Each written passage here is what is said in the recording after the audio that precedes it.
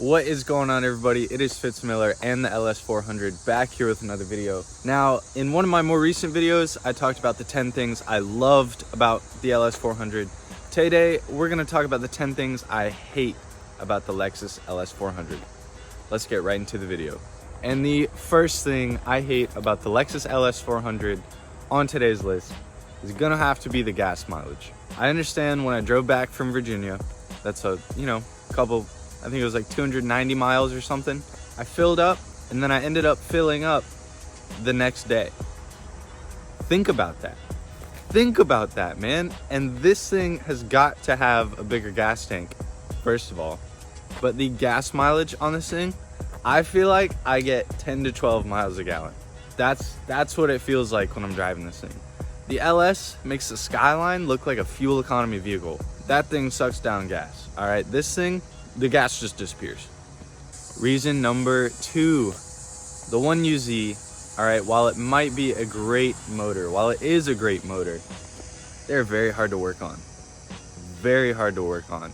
Ryan had some gasket done. I think it was like a timing cover gasket or something, and they had to pull the whole ass engine. You have to drop the subframe and pull the engine from the bottom.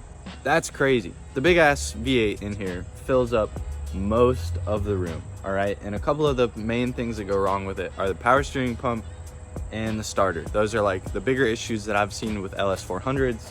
You have to take off the whole ass intake, I guess it's plenum or something that's on top, and the starter is like under that in the motor. But anyways, long story short, the 1UZ is pretty hard to work on. The third reason that I hate the LS400 is the soft ass suspension. Now I get it, it's a Lexus, it's a luxury car, it's a big body luxury, it's supposed to ride nice. But when I'm on a roundabout or like an entrance or exit ramp, and this thing feels like it's gonna flip over, I can't do it. I can't do it. I have to get some sort of coilover, even if it doesn't slam it, something to just stiffen up the ride a little bit. Just a little bit, man, because I'm turning and the whole ass car is like, it feels like a boat. It feels like a boat on the open sea is the best way I can explain it. All right, the fourth reason I hate the Lexus LS400 is that this thing is an automatic. Now, to most of you, this is not gonna be a surprise. To some of you it might, and I don't know why, but I always get comments of, oh, is it manual? Are you gonna manual swap it? Is it manual? I'm like, no, they didn't come in manual. While a manual transmission paired with a big ass V8 would be badass, it just wasn't an option. If you guys saw Donut's new video as of, I don't know, a couple weeks ago, this car made the list for the top vehicles that didn't come with a manual transmission. And I'm gonna have to agree, man. Doing some fat burnies, well, this thing will already do a fat burnout, but clutch kicking and sliding this thing around, this would be the ultimate 4-door sedan slidey car if it was manual. It's similar to the JZXs in Japan. You can manual swap those really easy and everybody slides them. But anyways, this thing's an automatic. Number 5 on the list. This thing has black leather interior. This is the hottest interior option that was ever available on cars. No tint, black leather interior. I can't tell you guys how many times I've gotten in this thing after work already in the past 2 weeks that I've owned it. And the bottom of my legs, right? The bottom of my legs are just absolutely fried. Just fried within 10 seconds. I'm sitting there, I'm like, trying to alternate legs while one is burning and the other one is not. Long story short, it gets really fucking hot inside this car. Reason number 6, and this one is vehicle specific to me. It could be vehicle specific to other LSs, but holy shit, my paint is absolutely terrible. I don't understand how it got this bad. This is like you take it to those gas station washes on crack. Like those gas station washes would have to be filled with like sandpaper pads instead of the foam pads filled with rocks that they use. Like I'm telling you, this paint is absolutely trash, and I don't understand to this day how it got like this. I do not get it. Like, you would have to drive through some serious like off-road bush to get this much paint damage on the car, but the paint is fucked. Reason number 7, LS400s are common. Now, R32 sedans, especially white ones, for whatever reason, are becoming more and more common, but they're still not as common as a Lexus LS400. These things are a dime a dozen, and that's part of the reason why you can get them so cheap, like we talked about in the other video, but you just see them everywhere when you're out. You see them absolutely everywhere. And usually it's an old person driving it too, which is kind of like another negative thing. We'll get to that later in the video. These things are a dime a dozen, man. They're not that rare. They're nice as hell, but you see them everywhere.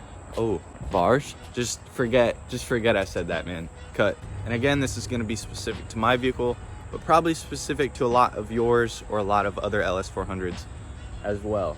This thing has 255,000 on it. It's almost twice as old as I am, and it's not perfect. It's not perfect. It leaks a little bit of power steering fluid. It's better than oil. The gauge cluster doesn't always work, so the RPMs and the speed will take a second to turn on, take 10 minutes to turn on. I don't know, it kind of just does that on its own. Other little shit like the paint, which we've already talked about. This headlight bracket is out of whack. There are little rips in the back of the seat.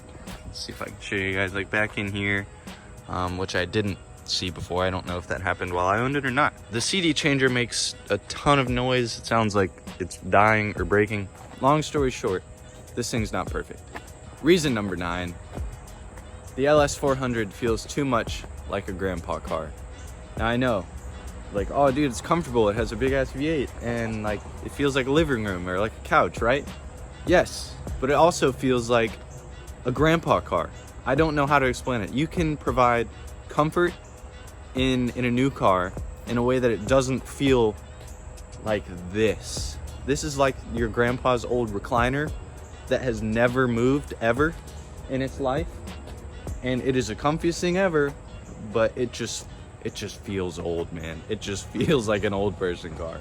Last up on the list, reason number 10 why I hate the LS400 is that it's just so damn big. It is so big. Switching from the Miata, which took up approximately a third of the lane, right, to this, which feels like it takes up a lane and a half. This Lanyard is so big.